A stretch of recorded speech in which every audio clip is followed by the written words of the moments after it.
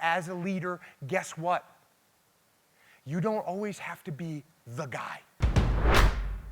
And there is so many times where as a leader, it's actually better to take a step back and just support when someone else is getting ready to execute something.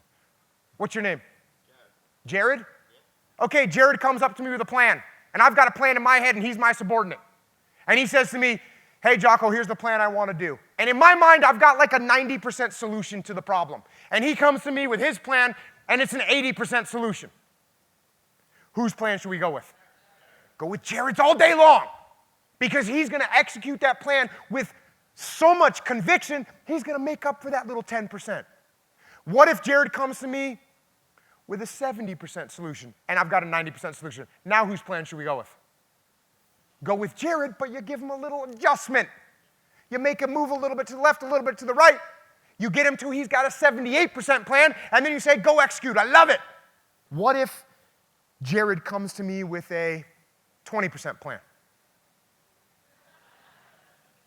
Fire Jared?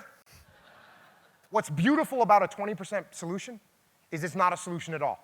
The holes are so easy to see that when I point them out to him, I say, hey, this is wrong, and by the way, this doesn't look good, and here's what will happen if we do that.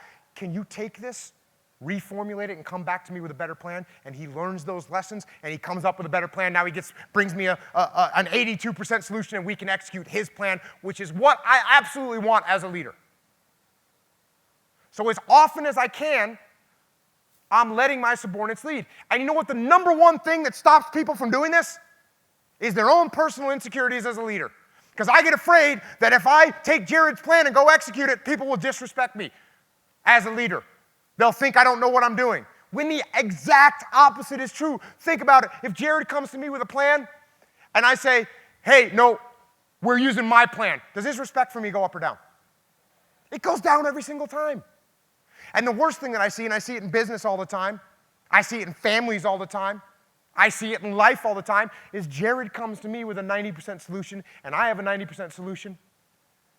And I say, no, Jared, we're going to do it my way. And he says, no, Jocko, we should do it my way. And I say, no, we're doing it my way. And he says, no, we should do it my way. And finally I say, I'm the boss. You shut up and do what I told you to do. And you know what he says? He says, fine. And now he's got the opposite conviction. Now he's actually going in the field with a plan that he wants to fail. He wants that plan to fail. And the person in the field, they can make those plans fail all day long. So you've got to have the vision to recognize that you are not the center of the universe.